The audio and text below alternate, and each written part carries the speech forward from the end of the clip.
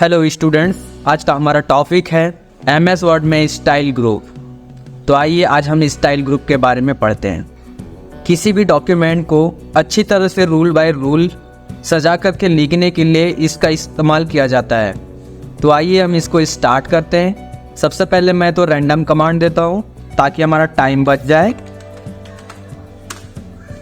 और यहाँ पर हम हेडिंग्स देना स्टार्ट करेंगे। इसे अधिकतर ऑफिस में यूज़ किया जाता है। तो सबसे पहले मैं इसे 2 पैराग्राफ में कन्वर्ट कर लेता हूँ।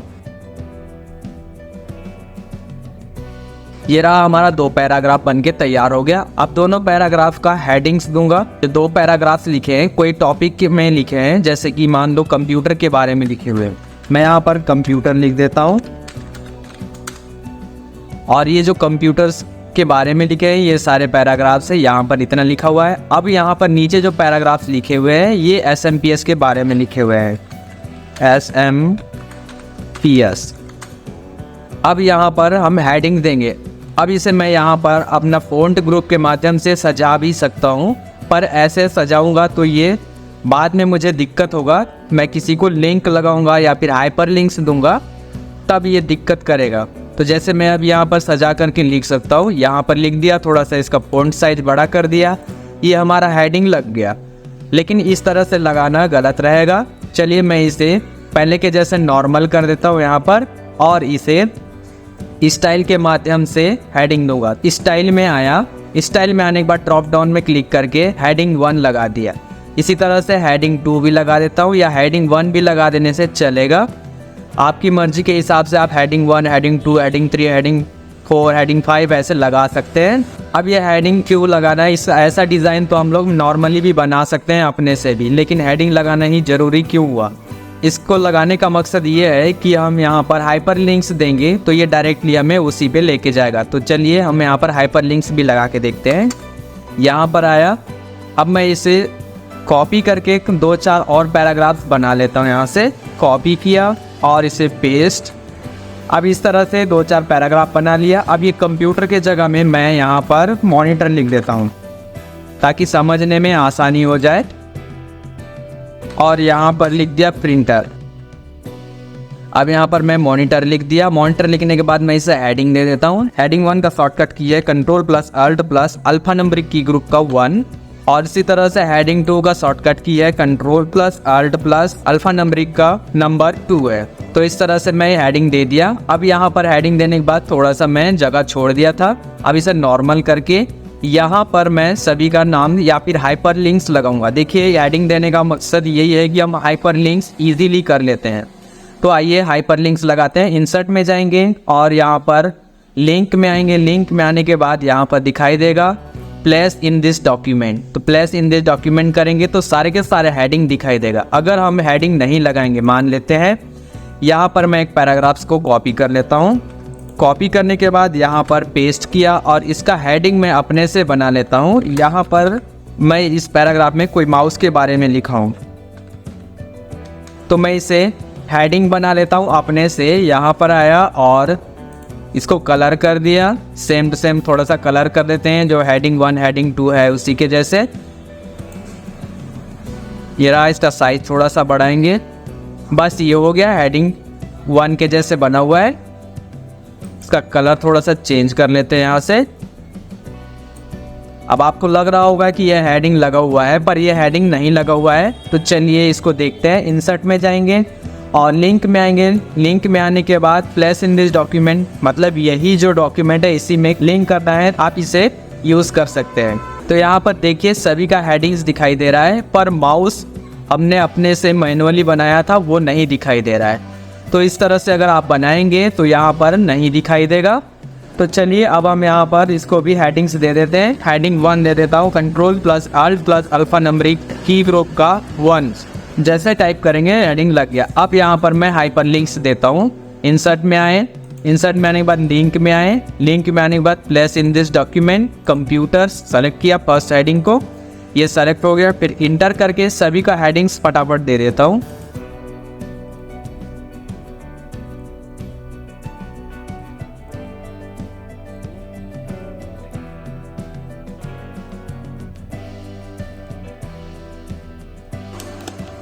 अभी मैं सभी हेडिंग्स को हाइपरलिंक्स लगा करके लिंक कर दिया।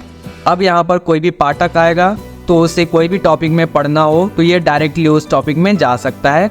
अगर हम ऐसा नहीं करेंगे तो उसे स्क्रॉल करते हुए ढूंढना पड़ेगा। मान लो 100-200 पेज हैं तो बहुत टाइम लगेगा उसे ढूंढने में, लेकिन 100-200 पेज होने के बाद अगर हाइपरलिंक्स दिया हुआ है तो उसे इजीली मिल जाएगा कोई भी टॉपिक। आइए उस टॉपिक में जाके देखेंगे। तो यहाँ पर जैसे मैं माउस लेके जा रहा हूँ तो एक पॉपअप आ रहा है, current document, control plus click to follow link. तो ये बोल रहा है कंट्रोल के साथ क्लिक प्रेस करेंगे तो उसी टॉपिक में आप चले जाएंगे। तो मुझे यहाँ पर प्रिंटर के बारे में पढ़ना है तो मैं प्रिंटर पे आऊँगा और मैं यहाँ पर control plus left click press करूँगा तो ये उसी पर लेके जाएगा। तो आप देख सकते हैं इस तरह से सीधा प्रिंटर टॉपिक पर लेके आ गया। तो आप समझ गए होंगे स्टूडेंट्स स्टाइल के माध्यम से हेडिंग लगाना क्यों ज़रूरी है।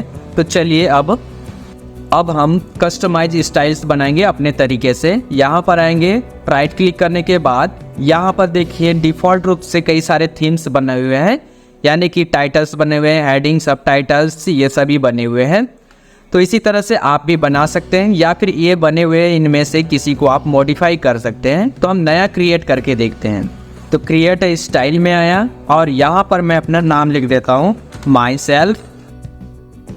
इस तरह से आप कुछ भी नाम लिख सकते हैं स्टाइल का नाम और मॉडिफाई करेंगे। मॉडिफाई करने के बाद आप तो जानते ही हैं फॉन्ट और पैराग्राफ यूज़ करना, तो ये दोनों ग्रुप्स खुल जाएगा।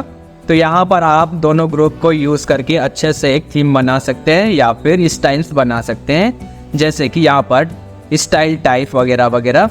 अब यहाँ पर मैं कैलिब्री को हटा करके टाइम न्यू रोमन्स रख देता हूँ। टाइम न्यू रोमन रखने के बाद इसका साइज जो है उसका थोड़ा सा बड़ा कर देता हूँ और यहाँ पर 20 रख दिया। 20 रखने के बाद मैं इसका स्टाइल रख देता हूँ और बोल्ड को हटा देता हूँ।